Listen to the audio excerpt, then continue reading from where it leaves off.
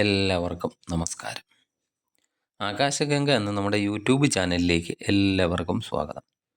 2025 March മാസം 29 ശനീശ്വരൻ കുംഭൻ രാശിയിൽ നിന്ന് മീനം രാശിയിലേക്ക് രാശി മാറുകയാണ്. ശനിഗ്രഹം ഒരു രാശിയിൽ 2.5 വർഷമാണ് നിൽക്കുന്നത്. ഗ്രഹങ്ങളിൽ വേഗത കുറഞ്ഞ ഗ്രഹവും ശനിയാണ്. ജ്യോതിഷത്തിൽ ശനിയുടെ ഈ രാശിമാറ്റം മൂലം എല്ലാ രാശിക്കാർക്കും അനുകൂലവും പ്രതികൂലവുമായ ഫലങ്ങൾ ലഭ്യമാകുന്നതാണ്. ശനി 30 വർഷങ്ങൾക്ക് ശേഷമാണ് മീനം രാശിയിലേക്ക് ഗോചരം ചെയ്യുന്നത്.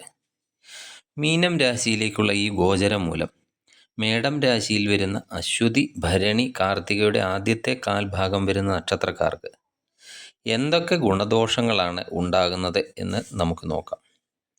മേടം രാശിക്കാർക്ക് 7.5 ശനിയുടെ ആദ്യത്തെ ഭാഗം ആരംഭിക്കുകയാണ്. 2025 മാർച്ച് 29 മുതൽ ആദ്യത്തെ ഭാഗം ആരംഭിക്കുകയാണ്.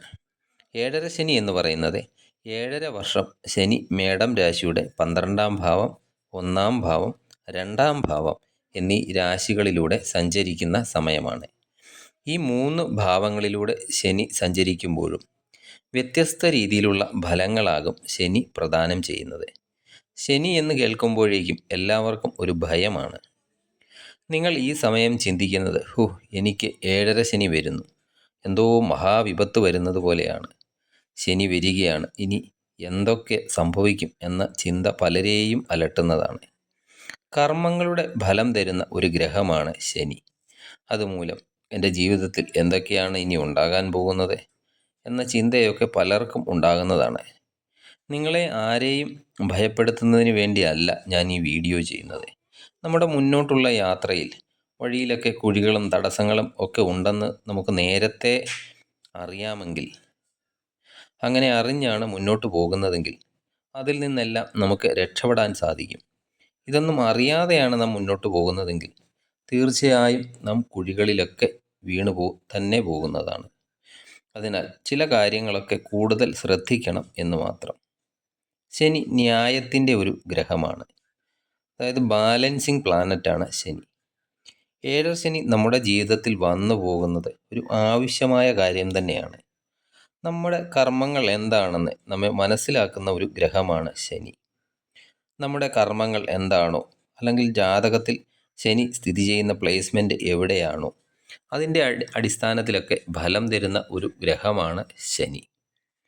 മാർച്ച് 29 ശനി നിങ്ങളുടെ 12-ാം ഭാവത്തിലേക്കാണ് രാശി മാറുന്നത്. 12-ാം ഭാവം എന്ന് പറയുന്നത് സാധാരണഗതിയിൽ ചിലവുകളുടെ ഒരു ഭാവമാണ്. അതുപോലെ ഹോസ്പിറ്റാലിറ്റിയുടെ ഭാവമാണ്. വിദേശം ഒക്കെ നോക്കുന്നതും 12-ാം ഭാവം കൊണ്ടാണ്. എന്തൊക്കെയാണോ നമ്മുടെ കയ്യിൽ നിന്ന് പോകുന്നത് അതെല്ലാം 12-ാം ഭാവമാണ്. ശനി മാറുമ്പോൾ ഉത്തരവാദിത്തങ്ങളൊക്കെ കൂടുതൽ നിങ്ങളുടെ കയ്യിലേക്ക് വന്നു ചേരുന്നതാണ്. അതായത് മീനം രാശിയിലേക്ക് ഈ ശനിയുടെ രാശിമാറ്റം ഉണ്ടാകുമ്പോൾ കൂടുതൽ ഉത്തരവാദിത്തങ്ങൾ നിങ്ങളുടെ കയ്യിലേക്കൊക്കെ വന്നു ചേരുന്ന സമയമാണ്. അത് കുടുംബത്തിൻ്റെയൊക്കെ ഉത്തരവാദിത്തങ്ങളാകാം, അതുപോലെ ജോലിയിലെ ഉത്തരവാദിത്തങ്ങളാകാം. ചില മേടൻ രാശിക്കാരൊക്കെ ഉത്തരവാദിത്തങ്ങളിൽ നിന്നെല്ലാം ഒഴിഞ്ഞ്, അല്ലെങ്കിൽ മനഃപൂർവ്വം ഉത്തരവാദിത്തങ്ങളൊക്കെ ഏറ്റെടുക്കാതെ ജീവിതം ഒരു സുഖകരമായ അവസ്ഥയിൽ മുന്നോട്ട് കൊണ്ടുപോകുന്നവരായിരിക്കും. അപ്പോഴാണ് ശനി 7.5 ശനി വന്നു ചേരുന്നത്. അത് ശനി അവരെ പഠിപ്പിക്കാൻ പോവുകയാണ്. ഇങ്ങനെ നിന്നാൽ പോരാ, നിങ്ങൾ എന്തെങ്കിലുമൊക്കെ ജീവിതത്തിൽ നിങ്ങൾ ചെയ്യണം എന്ന കാര്യം ഈ ശനി നിങ്ങൾക്ക് നൽകുന്ന ആദ്യത്തെ പാഠം ആയിരിക്കും. ഈ സമയത്ത് നിങ്ങളുടെ യാത്രകളൊക്കെ തന്നെ വളരെയധികം കൂടുന്നതാണ്. അത് ജോലിയുടെ ആവശ്യത്തിനുള്ള യാത്രകളാകാം, അല്ലെങ്കിൽ മറ്റെന്ത് ആവശ്യങ്ങൾക്കായും ഈ സമയം കൂടുതൽ യാത്രകൾ ഉണ്ടാകുന്നതാണ്. നിങ്ങളുടെ ശത്രുക്കളും ഈ സമയം വർദ്ധിക്കാൻ സാധ്യതയുണ്ട്. അത് ഒളിഞ്ഞിരിക്കുന്ന ശത്രുക്കളും ഒക്കെ ഈ സമയം ഉണ്ടാകുന്നതാണ്. ആരൊക്കെയോ എനിക്ക് ശത്രുക്കൾ ഉണ്ട്, അത് ആരാണെന്ന് പോലും നിങ്ങൾക്ക് കൃത്യമായി മനസ്സിലാക്കാൻ സാധിക്കാതെ വരുന്ന ഒരു അവസ്ഥയും ഈ സമയത്ത് ഉണ്ടാകാം. ജോലിയിലൊക്കെ ഈ സമയം ഉയർച്ചയൊക്കെ ഉണ്ടാകുന്നതാണ്. ജോലിയിൽ ഉയർച്ച ഉണ്ടാകുന്നതിനോടൊപ്പം നിങ്ങളുടെ ഉത്തരവാദിത്തങ്ങളും ജോലിയിൽ വർദ്ധിക്കുന്നതാണ്. അതുപോലെ ഈ സമയത്ത് കൂടുതൽ ജോലിയും ചെയ്യേണ്ടതായി വരുന്നതാണ്. ഇപ്പോൾ ചെയ്യുന്ന ജോലി എന്താണോ ആ ജോലിയിൽ ഒരു തൃപ്തനല്ലാതിരിക്കുകയും ജോലിയിൽ എന്തെങ്കിലും മാറ്റം വേണോ എന്ന ചിന്തയൊക്കെ ഈ സമയം നിങ്ങളിൽ ഉണ്ടാകുന്നതുമാണ്. അല്ലെങ്കിൽ ജോലി മാറി വേറെ എന്തെങ്കിലും ബിസിനസ് പോലുള്ള കാര്യങ്ങൾ ചെയ്താലോ എന്ന ചിന്തയൊക്കെ ഈ സമയം നിങ്ങൾക്ക് ഉണ്ടാകുന്നതാണ്. എന്നാൽ എനിക്ക് നിങ്ങളോട് പറയാനുള്ളത്, ഈ സമയം നിങ്ങൾ ചാടിക്കേറി പെട്ടെന്ന് തീരുമാനങ്ങളൊന്നും എടുക്കരുത്. നല്ലതുപോലെ ആലോചിച്ചു മാത്രമേ തീരുമാനങ്ങൾ എടുക്കാവൂ. നിങ്ങളുടെ മനസ്സിനൊക്കെ ഒരു ചാഞ്ചാട്ടം ഉണ്ടാകുന്ന സമയമാണ് ഈ 7.5 ശനിക്കാലം എന്ന കാര്യമൊക്കെ പ്രത്യേകം ഓർക്കേണ്ടതാണ്. എന്ത് കാര്യം ചെയ്യുമ്പോഴും വളരെ സാവകാശം ആലോചിച്ചു മാത്രം ചെയ്യുക. അങ്ങനെ ചെയ്താൽ പതുക്കെ പതുക്കെ നിങ്ങളുടെ പ്രശ്നങ്ങളൊക്കെ നിങ്ങളെ വിട്ട് പോകുന്നതായിരിക്കും. ജോലിയിലൊക്കെ കഷ്ടപ്പാടുകൾ ഉണ്ടാകും. പല പ്രശ്നങ്ങൾക്ക് പുറകെയും ഓടേണ്ടതായൊക്കെ വരുന്ന സമയമാണ്.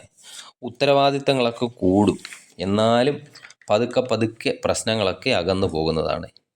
എന്ത് പ്രശ്നങ്ങളെയും ശാന്തമായി നേരിട്ടാൽ അതെല്ലാം നിങ്ങൾക്ക് ഒഴിഞ്ഞു പോകുന്ന ഒരു സമയമായിരിക്കും ഈ 7.5 ശനിക്കാലം. ഈ സമയം ഒരു കാര്യം പ്രത്യേകം ശ്രദ്ധിക്കേണ്ടത്, നിങ്ങളുടെ വാക്കുകളെ നിയന്ത്രിക്കുക എന്നതാണ്. ആവശ്യമല്ലാത്ത, അതായത് അനാവശ്യമായ സംസാരങ്ങൾ ഒരു കാരണവശാലും നടത്തരുത്. അതുപോലെ ആവശ്യമില്ലാത്ത സാഹചര്യങ്ങളിൽ ഒരിക്കലും നമ്മളുടേതായ ഒരു അഭിപ്രായവും ആരോടും പറയരുത്. നിങ്ങളുടെ ജാതകത്തിൽ ശനി ഉച്ചക്ഷേത്രത്തിലോ അല്ലെങ്കിൽ സ്വക്ഷേത്രത്തിലോ അല്ലെങ്കിൽ നല്ല സ്ഥാനങ്ങളിലോ ഒക്കെയാണ് സ്ഥിതി ചെയ്യുന്നത് എങ്കിൽ ഈ ഗോചരം കൊണ്ട് നിങ്ങൾക്ക് വളരെയധികം ഗുണം ഉണ്ടാകുന്നതാണ്.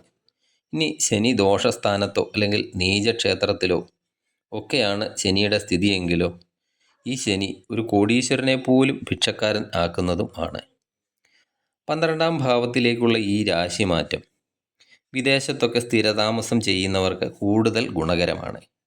അവരുടെ ജാതകത്തിലൊക്കെ ശനി നല്ല സ്ഥാനങ്ങളിലാണെങ്കിൽ ഇമ്പോർട്ട് എക്സ്പോർട്ടൊക്കെ ചെയ്യുന്നവർക്കും ഒക്കെ കൂടുതൽ ഗുണകരം ആയിരിക്കും. അതുപോലെ ട്രാവൽ ഏജൻസി പോലെയുള്ള യാത്രകൾ കൂടുതൽ ജോലിയൊക്കെ ചെയ്യുന്നവർക്ക് ഈ സമയം കൂടുതൽ ഗുണകരമാണ്. അതുപോലെ സ്പിരിച്വൽ ട്രാവലൊക്കെ ഈ സമയം ഉണ്ടാകാൻ സാധ്യതയുണ്ട്. അതുപോലെ വളരെ കാലമായി നിങ്ങൾക്ക് അധികം ചിലവുകളൊന്നും ഉണ്ടാകാതെ ഇരുന്ന കാര്യങ്ങൾക്കായിരിക്കും ഈ സമയം നിങ്ങൾക്ക് കൂടുതൽ ചിലവുകൾ ഉണ്ടാകുന്നത്. എന്തെങ്കിലും റിനോവേഷനൊക്കെ വേണ്ടിയുള്ള ചിലവുകൾ ഉണ്ടാകാം. അതുപോലെ ഫാമിലിയിലെ ഉത്തരവാദിത്തത്തിൻ്റെ പേരിൽ ചിലവുകൾ ഉണ്ടാകാം. കുടുംബത്തോടൊപ്പം എവിടെയെങ്കിലുമൊക്കെ യാത്രകൾക്ക് വേണ്ടിയുള്ള ചിലവുകൾ ഉണ്ടാകുന്നതാണ്. കുടുംബത്തിൻ്റെ ആരോഗ്യകാര്യത്തിലും ഈ സമയം അല്പം ശ്രദ്ധ കൊടുക്കേണ്ടതാണ്. പ്രത്യേകിച്ച് പിതാവിന് വേണ്ടിയോ അല്ലെങ്കിൽ പിതൃതുല്യരായവരുടെ ആരോഗ്യകാര്യങ്ങളോ ഒക്കെ ശ്രദ്ധിക്കേണ്ട ഒരു സമയമാണ്. അതുപോലെ ആശുപത്രി വാസത്തിനും ഒക്കെ ചിലവുകൾ ഈ സമയം വന്നു ചേരാം. ഈ ഹോസ്പിറ്റൽ ചിലവുകൾ കൂടുതൽ ഉണ്ടാകാതിരിക്കാൻ വേണ്ടി ഒരു പോംവഴി, പാവപ്പെട്ട ആർക്കെങ്കിലും മരുന്ന് നമ്മുടെ സ്വന്തം ചിലവിൽ വാങ്ങി നൽകുന്നത് നല്ലൊരു പരിഹാരമാർഗമാണ്. ഇങ്ങനെ ചെയ്യുന്നവർക്ക് ആശുപത്രി വാസത്തിന് വേണ്ടി അധികം ചിലവുകളൊന്നും ഉണ്ടാകുന്നതല്ല. 7.5 ശനിയിലെ പോസിറ്റീവ് എന്താണെന്ന് വെച്ചാൽ ഉത്തരവാദിത്തങ്ങളൊക്കെ വർദ്ധിക്കും, തൊഴിൽ വർദ്ധിക്കും, ബാങ്ക് ബാലൻസ് ഒക്കെ വർദ്ധിക്കുന്നതാണ്. ലക്ഷ്മി ദേവി ഈ സമയം നിങ്ങളുടെ ജീവിതത്തിലേക്ക് കടന്നു വരുന്ന ഒരു സമയമാണ്. എന്നാൽ ലക്ഷ്മി ദേവി ഈ സമയം കൂടെ, ഞാൻ മുമ്പേ വീഡിയോയിൽ പറഞ്ഞ പോലെ മുകളിൽ പറഞ്ഞ കാര്യങ്ങൾ ഒക്കെ ലക്ഷ്മി ദേവി ഈ സമയം കൂട്ടിക്കൊണ്ടുവരും. അതായത് ശത്രുക്കളെ കൊണ്ടുവരും, ആശുപത്രി വാസം കൊണ്ടുവരും, ചിലവുകൾ എല്ലാം കൂട്ടിയായിരിക്കും ലക്ഷ്മി ദേവി ഈ സമയം നിങ്ങളുടെ ജീവിതത്തിലേക്ക് കടന്നു വരുന്നത്. ശനി ചന്ദ്രരാശിയുടെ അടുത്ത് വരുന്നത് മൂലം മാനസികമായ ടെൻഷന്, പീഡകളെ ഒക്കെ ഈ സമയം നിങ്ങൾക്കുണ്ടാകുന്നതാണ്. മനസ്സാണല്ലോ എല്ലാ തീരുമാനങ്ങൾക്കും ശരിയായി ദിശ കാട്ടിത്തരുന്നത്. നിങ്ങൾ ഈ സമയത്തൊക്കെ കൂടുതൽ സെൻറ്റിമെൻ്റലാകാം, അതുപോലെ കൂടുതൽ ഇമോഷണലാകാം. അതുകൊണ്ടാണ് പറയുന്നത് ഈ സമയം എന്ത് തീരുമാനം എടുക്കുമ്പോഴും ആലോചിച്ച് സമയമെടുത്തൊക്കെ ചെയ്യണം എന്ന് പറയുന്നത്. ഈ ശനി നമ്മുടെ തെറ്റുകുറ്റങ്ങളെക്കുറിച്ച് നമുക്ക് സ്വയം ഒരു ബോധമുണ്ടാക്കി അത് എങ്ങനെ തിരുത്തി മുന്നോട്ട് പോകാം എന്ന് നമ്മളെ സ്വയം പ്രാപ്തനാക്കാനാണ് ഈ സമയം ശ്രമിക്കുന്നത്, ഈ 7.5 ശനിക്കാലത്ത്. അതുമാത്രം നമ്മൾ കരുതുക. വിദ്യാർത്ഥികളെ സംബന്ധിച്ചിടത്തോളം പഠന കാര്യങ്ങൾക്കായി ദൂരദേശത്തേക്കൊക്കെ പോകേണ്ടതായി വരാം. അതുപോലെ പഠന സംബന്ധമായി എന്തെങ്കിലും യാത്രകളൊക്കെ ഈ സമയം ഉണ്ടാകുന്നതാണ്. പല്ല് സംബന്ധമായോ അല്ലെങ്കിൽ മുഖം സംബന്ധമായോ ഒക്കെ എന്തെങ്കിലും ചെറിയ അസുഖങ്ങളൊക്കെയും ഈ സമയത്ത് നിങ്ങൾക്ക് വന്നു ചേരാവുന്നതുമാണ്. ഈ കാര്യങ്ങളൊക്കെ അല്പം ശ്രദ്ധിക്കുക. ഇനി എന്ത് പരിഹാരമാണ് ഈ സമയം നിങ്ങൾ ചെയ്യേണ്ടത് എന്ന് നോക്കാം. ശനിയുടെ ബീജമന്ത്രം അറിയുന്നവരാണെങ്കിൽ അത് ദിവസവും ജപിക്കുക. ഇനി ശനിയുടെ ബീജമന്ത്രം അറിയാത്തവർക്ക് അത് ഗൂഗിളിൽ സെർച്ച് ചെയ്താൽ ലഭിക്കുന്നതാണ്. അതുപോലെ ശാസ്താക്ഷേത്രത്തിൽ ശനിയാഴ്ചകളിലോ അല്ലെങ്കിൽ പക്കപ്പിറന്നാളുകളിലോ നീരാഞ്ജനം വഴിപാട് നടത്തുക. അതുപോലെ എള്ളുതിരി വഴിപാട് ഇവയൊക്കെ നടത്തുന്നത് കൂടുതൽ ഗുണപ്രദമാണ്.